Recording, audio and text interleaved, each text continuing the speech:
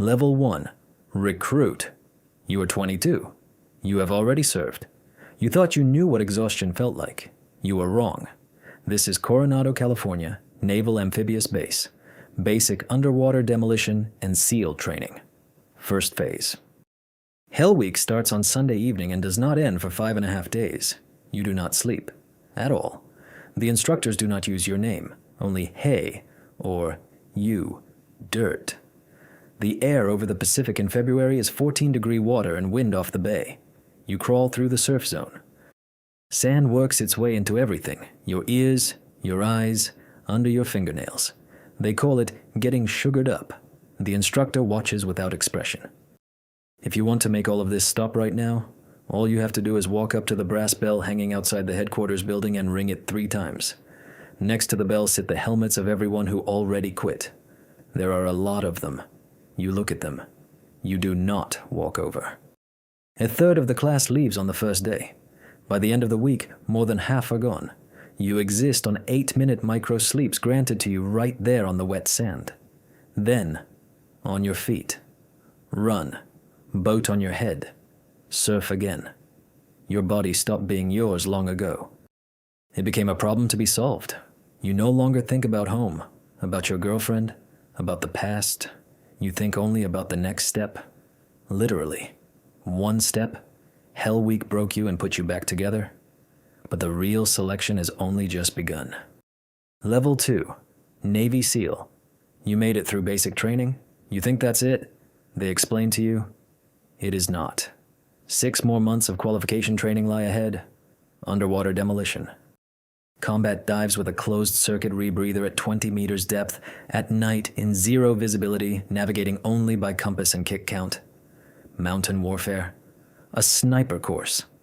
800 meters, wind, breath control, the trigger breaking between heartbeats.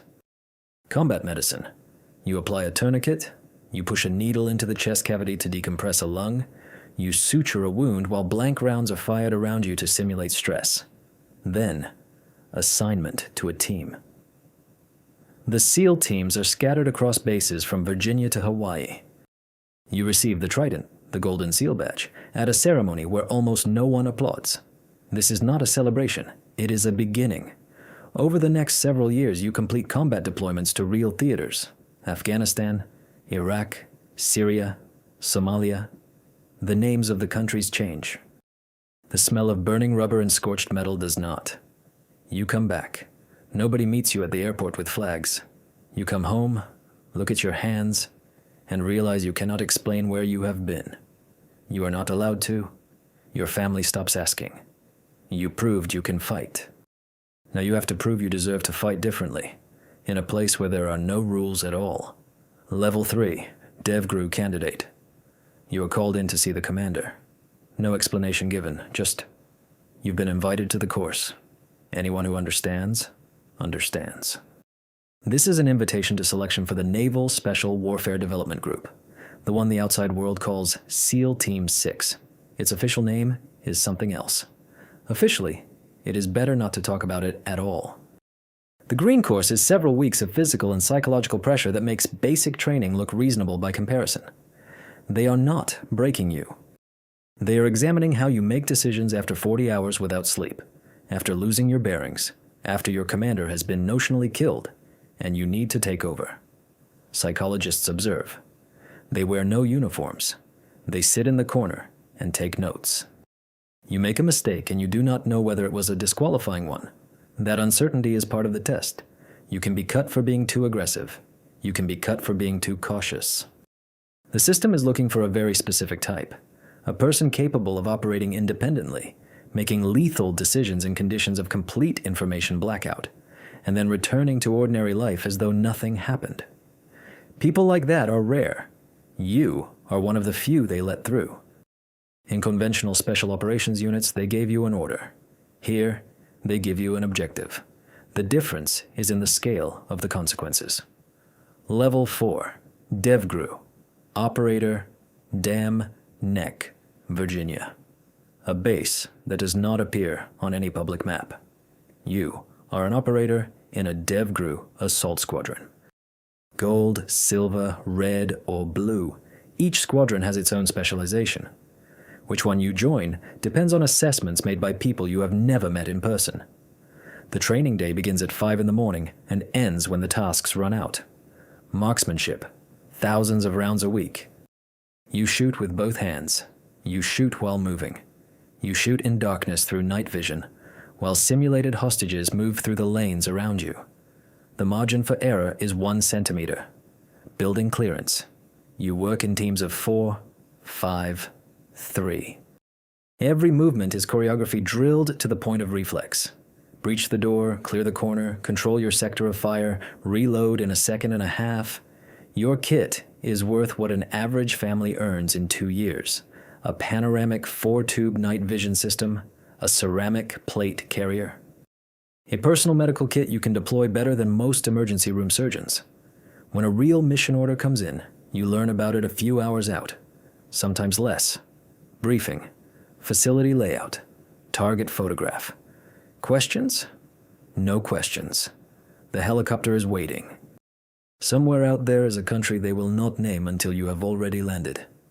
An operator executes. A senior operator makes decisions inside chaos. Those are 2 different professions.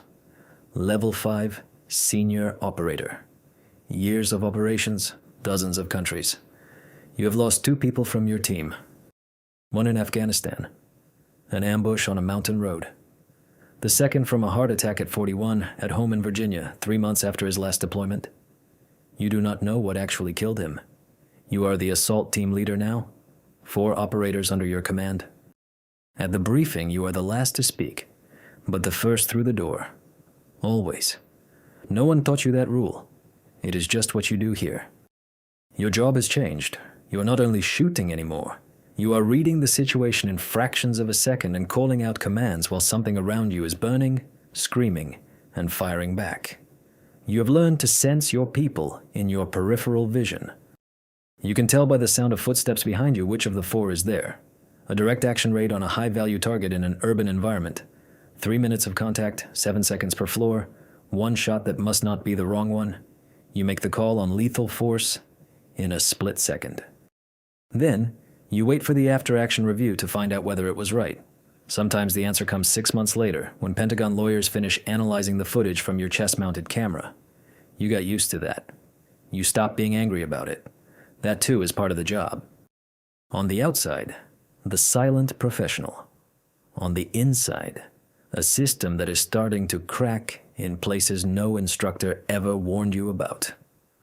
Level 6, Master Chief, Master Chief. The highest enlisted rank in the Navy's structure. Inside DevGru, it means something more. You are the living institutional memory of the unit. You remember operations for which no document exists. You understand how the system works from the inside because you are part of its machinery. Young operators look at you differently than they look at officers. They respect the officers. You, they fear and imitate. You run the squadron at the operational level. Planning, resource allocation, personnel decisions. Who goes on the next rotation cycle? Who gets sent to rehabilitation, officially called additional training? Because you can see the signs that someone is coming apart, even though he would never admit it himself. You have been inside DevGru for more than 15 years. Your marriage ended in your 9th year of service. You do not keep account of operations. That would be a security violation, but even if it weren't, you wouldn't. Some numbers are better left approximate. Physically, you are still at your peak. 3 training sessions a day. Your knees are held together by 2 surgeries and a steady supply of anti-inflammatories. You look at the 25-year-olds in the squadron, and you see yourself in them. Then you look at their eyes after they come back from the first, truly hard operation, and you realize you are not seeing yourself. You are seeing what you became afterward. A squadron senior enlisted leader manages people. The DevGru commander manages a legend, and answers for it to people who have never read one. Level 7, Rear Admiral Damneck, a windowless office. Rear Admiral. You command a unit that officially does not exist, on behalf of a government that officially does not discuss it. Your orders pass through the director of the CIA, the commander of the Joint Special Operations Command, the Deputy Secretary of Defense, and, for operations above a certain threshold, through the White House. In person. You have sat in the Situation Room. You have watched the president look at a map and wait for your assessment. The operation against bin Laden. You knew about that plan 6 months out. You were responsible for operator preparation, for the cover architecture, for the contingency extraction routes in the event of casualties. When the operation concluded, you learned it from a report delivered by your liaison officer while you were in Washington. You did not celebrate. You were already thinking about the next objective. Your operators are currently deployed simultaneously across multiple points on the globe, in multiple time zones, running multiple operations. You know every detail of all of them, while each of them knows only his own piece. If one of them does not come back, you will sign the paperwork. You will call the family. You will say he was lost in the line of duty. You will not be able to say more than that. You are not permitted. You stopped asking yourself whether that is right. You ask yourself only one question. Did you do enough to bring them home? He stands by the wall in the windowless office. Rear Admiral, 3 a.m. Somewhere over the Arabian Sea, a helicopter with no markings is closing on its target. Inside it, his people. 6 operators. He knows every one of them by name, by voice. By the way each of them breathes before a jump. 30 years ago, he was crawling through the surf at Coronado with his teeth clenched, staring at the bell, deciding not to walk over. Now he is watching a dot on a screen. It is moving. The dot is a helicopter. The helicopter is people. The people are his responsibility. He did everything he could. The planning was precise. The intelligence was verified 3 times over. The contingency routes were worked through to the end. And still he knows, between a perfect plan and living people, chance always has the final word. He does not pray. He stopped that long ago. But he stands at the screen and does not leave.